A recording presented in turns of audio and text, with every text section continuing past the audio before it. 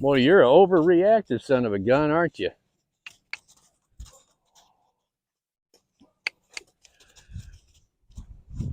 So the reason that I go to that shoulder first, see how he keeps wanting to climb on top of me?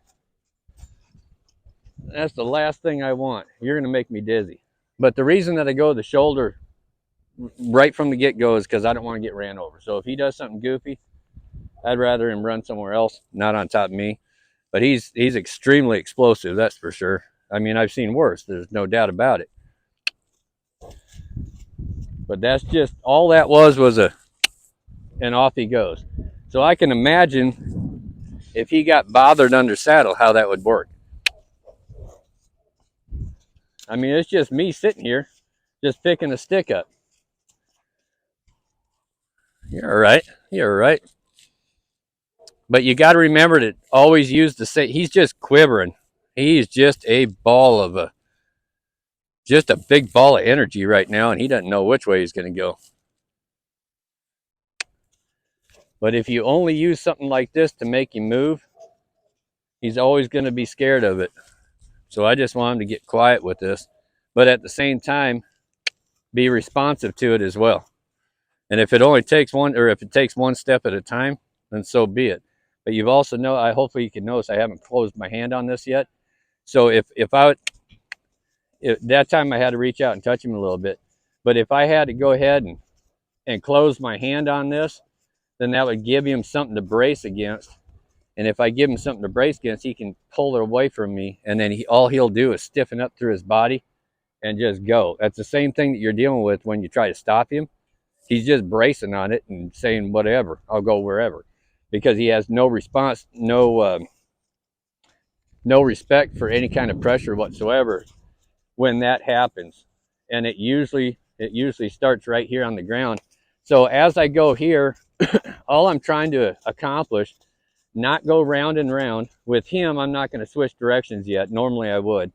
But with him, I have a feeling he'd just climb right on top of me. But all I'm trying to do is keep some softness through that head and neck where he's not leaning on me. Right there, he leaned on me a little bit, so I just closed my index finger and my thumb. But see if I can't get some softness through that rib cage, because that's usually the hardest part to get soft. See if I can't yield those hindquarters a little bit, keep him out there. Now when I go the other direction, which I'm going to try now, there you go. He's going to have a little bit of problem with it because he'll see me differently. You can show horses all day long something on their left side. As soon as you show it on the right side, they've never seen it a day in their life. That's just the way their brains are programmed. Good job. So over here, it's brand new. He's never done this before, at least with me. So you can see where he was really super explosive over there before. He's even more so on this side. Most people just do stuff on this side. They don't spend a whole lot of time on this side. But I've got to get him to where he can just walk around here and stay soft without trying to rip out of my hands and without trying to come over top of me. So just move that shoulder over. Just relax.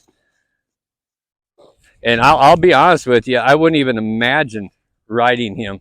He's way too overreactive. This guy, if he gets bothered, something bad's going to happen. But I'm able to use, the reason that we're in this corner is I'm able to use those two as kind of a little bit of a boundary, a little bit of a, I guess, a crutch, so he doesn't go too far.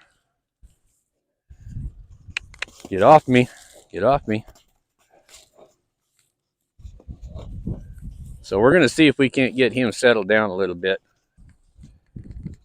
Okay, so what I'm getting at here is if I can't ask him to go that direction and walk off quietly, just simply with this, and then we put a bit in him, and then we put a saddle on him, and then we go to kicking him out in the open, if I can't get him to be quiet right here and just walk off one step at a time. So what I'm doing here is I'm giving him cues. So like cues like if, you know, you pick the rein up, or you use a leg to move him off or something like that. if you can't accomplish that right here without him just completely checking out mentally, and then you take basically a dead animal strap on him and then a predator up here, you just added to a bunch. So again, step by step, foundation is key. That's a much better reaction there. I do want you to keep moving though a little bit. So I need him to understand that he can live right there without getting worried. There, he thought about getting worried. He thought about overreacting, and then he made the wise choice to think down to his feet and slow down a little bit. And the reason he's doing a little bit more over here is because I'm real close to him. And between him, me and the fence, and not to mention downhill a little bit. So a little momentum and a little fear. So I need him to get a lot softer and follow feel. Get off me.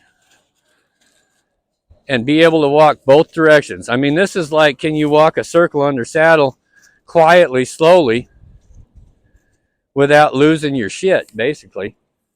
And he can't even walk in a circle on a lead line. He can't even lunge around here. But again, a lot of people will get a horse. There we go. A lot better. A lot of people will get a horse on the lunge line, just lunge, or round pen. There you go. See if we can't yield that hindquarter. Just stay off me though, okay? I don't want to have that discussion too many more times. There you go, good.